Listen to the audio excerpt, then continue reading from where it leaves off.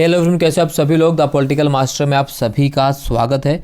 आज इस वीडियो में हम क्लास 10th के पॉलिटिकल साइंस के चैप्टर नंबर 1 जिसका नाम है सत्ता की साझेदारी के महत्वपूर्ण प्रश्न उत्तर करने वाले हैं। और इस वीडियो में हम पिछले कई सालों में जो सीबीएसई ने क्वेश्चन पूछे इस चैप्टर से उसको भी हमने इसमें समाहित किया, जिससे आपको अंदाजा लग जाएगा सीबीएसई किस प्रकार से क्वेश्चन पूछती है और साथ ही साथ इंपॉर्टेंट क्वेश्चन का संग्रह इसमें है ही। तो चलिए इस वीडियो को शुरू करते हैं। और अगर आप चैनल पर नए तो चैनल को जरूर सब्सक्राइब कर लीजिएगा, बेल आइकन को प्रेस कर लीजिए। वीडियो पसंद आए तो लाइक शेयर कमेंट जरूर कीजिएगा। तो सत्ता की साझेदारी, तो सत्ता की साझेदारी का मतलब क्या होता है दोस्तों?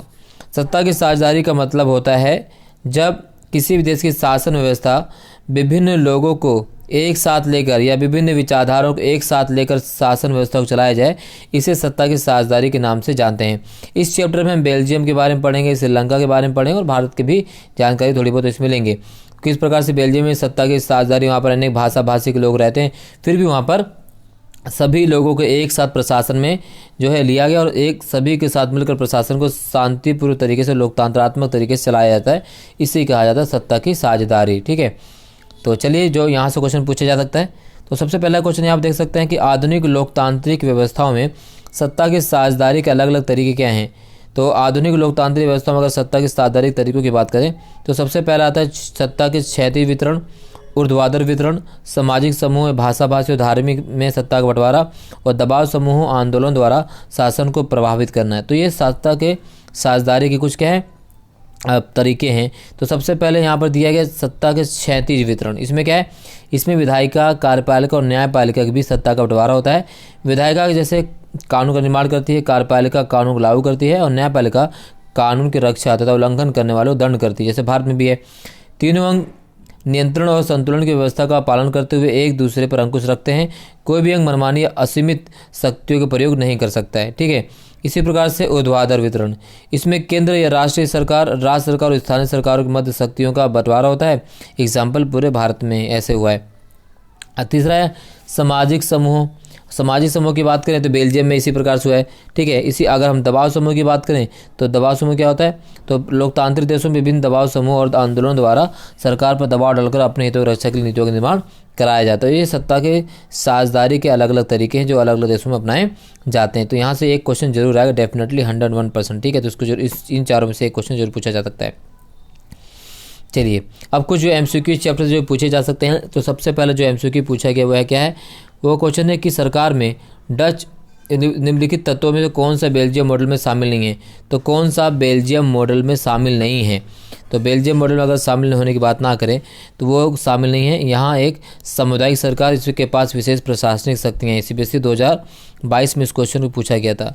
इसी प्रकार से श्रीलंका में निम्नलिखित जातीय समुदाय में कौन सा बहुसंख्यक है। तो श्रीलंका में जातीय समुदाय में जो बहुसंख्यक वो है सिंघली। ठीक है, जो श्रीलंका के मूल निवासी हैं।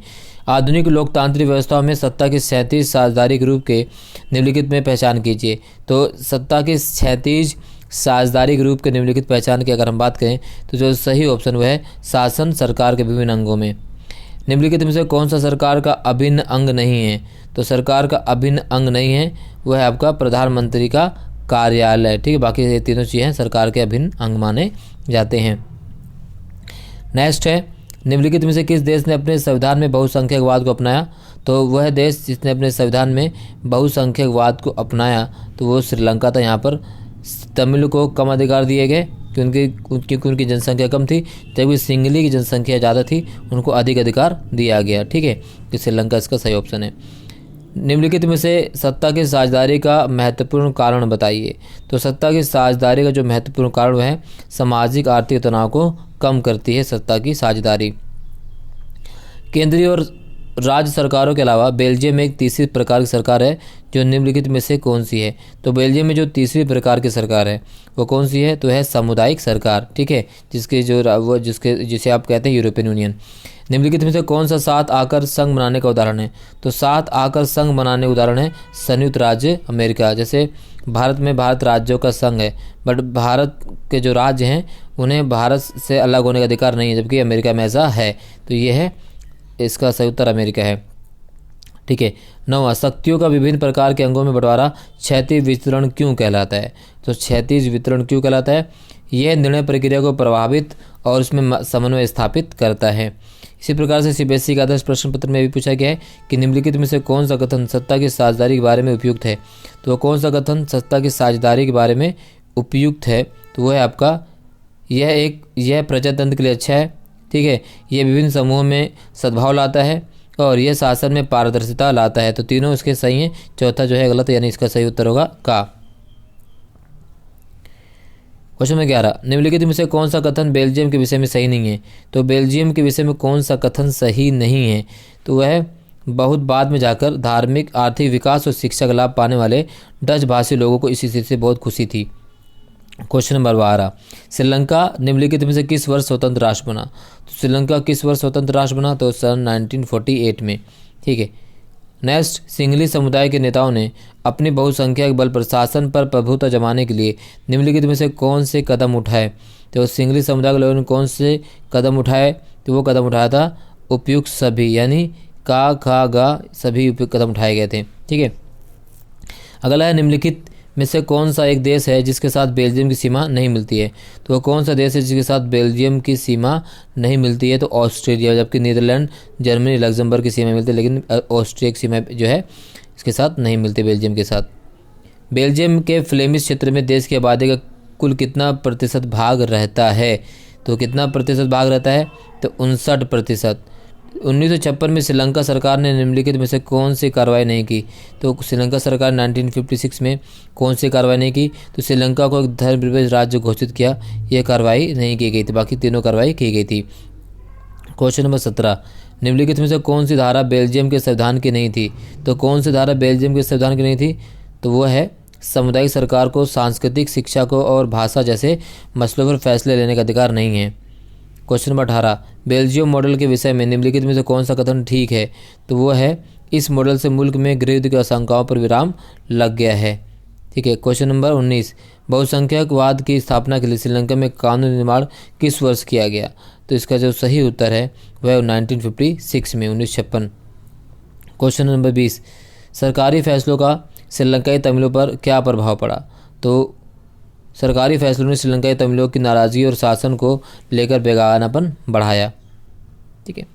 चलिए अब बात कर लेते हैं इस चैप्टर से पूछने वाले अभिकथन और कारण वाले क्वेश्चन जो सीबीएसई 2022 में पूछे गए हैं। इस चैप्टर से अभिकथन और कारण से संबंधित जो क्वेश्चन है, ठीक है। यहाँ देख सकते हैं अभिकथन ए ठीक है परंतु आर उसकी सही व्याख्या नहीं करता है। खा, अभिकथन ए गलत है परंतु आर उसकी सही व्याख्या करता है। गा, अभिकथन ए और आर दोनों गलत हैं और अभिकथन ए और आर ठीक हैं और आर उसकी सही व्याख्या करते हैं। तो क्वेश्चन सीबीएसई 2022 में 3 क्वेश्चन लगातार पूछे गए हैं। तो यहाँ देख सकते हैं लोकतांत्रिक देशों में बहुसंख्यक समुदाय दूसरों पर बहुत प्रभुत्व कायम करता है। ये अभिकथन कारण प्रभुत्व देश की एकता संकट में नहीं पड़ती है। तो सीबीएसई 2022 में इस क्वेश्चन को पूछा गया था। तो इसमें क्या सही अभिकथन सही है गलत है? तो इसका जो सही उत्तर होगा दोस्तों होगा अभिकथन ए और आर दोनों ही गलत हैं। क्या है? दोनों गलत हैं, ठीक है। क्योंकि लोकतांत्रिक देशों में बहुसंख्यक समुदाय दूसरों पर प्रभुत्व कायम करता है, बिल्कुल ही गलत है, ऐसा नहीं होता है। और प्रभुत्व से देश की एकता संकट में नहीं पड़ती है, बिल्कुल गलत है, पड़ती है, ठीक, दोनों गलत है इसका कथन। दूसरा अभिकथन ए सत्ता का बंटवारा ठीक है। दूसरा इनसे सामाजिक समूह के बीच टकराव का अंदेशा कम हो जाता है। तो जो सही उत्तर है, तो सही उत्तर इसका ए और आर ठीक है और आर उसकी सही व्याख्या करता है, यानी घा इसका सही उत्तर है। तीसरा अभिकथन ए श्रीलंका में सिंगली और तमिल दोनों दो समुदायों के बीच अविश्वास ने बड़े टकराव का रूप ले लिया, बिल्कुल ठीक है। और 1960 के कानून के तहत सिंगली को एकमात्र राजभाषा घोषित कर दिया गया। कानून 1960 में लागू नहीं किया गया, तो 1956 में लागू किया गया था। तो अभिकथन ए सही है परंतु कारण आर जो है इसका गलत है। तो इसका तीसरे का जो सही उत्तर होगा आपका ए होगा, ठीक है। इसी प्रकार से ये सारे क्वेश्चन जो है पूछे गए हैं और आज सीबीएसई ने इसे अपने आदर्श प्रश्न पत्र में भी शामिल किया है, तो इसको आपको कर लेना दोस्तों, ठीक है। तो यहाँ से क्वेश्चन जरूर इस तरह से क्वेश्चन पूछे जाएंगे, ठीक।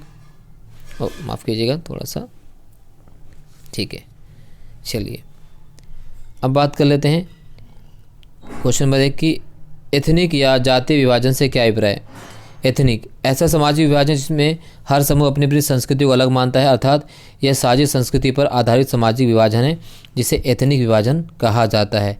दूसरा, जाति समूह की एक विशेषताओं को ले कीजिए। तो ये जाति समूह की विशेषता क्या है? किसी भी जाति समूह के सभी सदस्य मानते हैं कि उनकी उत्पत्ति समान पूर्वजों से हुई है और इसी कारण उनकी शारीरिक बनावट और संस्कृति एक जैसी है। यह आवश्यक नहीं है कि ऐसे समूह के सदस्य किसी एक धर्म के मानने वाले हों या उनकी राष्ट्रता एक हो। श्रीलंका कब स्वतंत्र बना? तो 1948 में।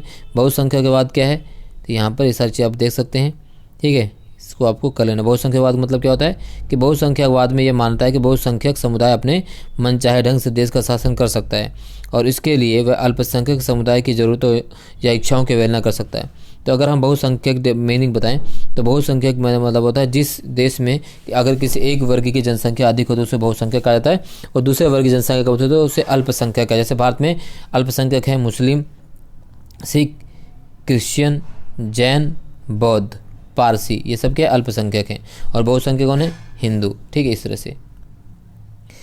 अगला है श्रीलंका में कौन से जाति समूह है और उनका जनसंख्या में कितना प्रतिशत है? तो ये भी आपको पता होना चाहिए। और इधर से आप देख सकते हैं जो बेल्जियम में किस जाति समूह कितनी संख्या है ये भी यहाँ पर दे देंगे। तो ये सारी चीज़ आपको करना है, यहाँ से तो क्वेश्चन पूछा जाएगा, ठीक है, तो इसको आपको करना दोस्तों। चलिए, यहाँ पर सारी चीज़ें दे दी गई हैं, ठीक है ना। कुछ बड़े क्वेश्चन भी यहाँ पर शामिल किए गए हैं जो CBSE 2017 में पूछा गया है, तो ये भी आपको कर लेना है। इन सभी क्वेश्चनों को आपको कर लेना है और डेफिनेटली इन्हीं में से क्वेश्चन जो है आपसे पूछे जाएंगे, इससे बार क्वेश्चन नहीं आएगा। तो सभी क्वेश्चन को उत्तर के साथ दे दिया गया जिससे आपको इसको करने में कोई परेशानी नहीं होने वाली है। तो इस वीडियो में हमने इन्हीं क्वेश्चनों को शामिल किया जहाँ से क्वेश्चन पूछे जा सकते हैं। वीडियो अच्छी लगी तो लाइक शेयर कमेंट जरूर कीजिएगा। चैनल पर नए तो चैनल को सब्सक्राइब करना बिल्कुल भी मत भूलिएगा। मिलते हैं नेक्स्ट वीडियो में, तब तक जय हिंद, धन्यवाद।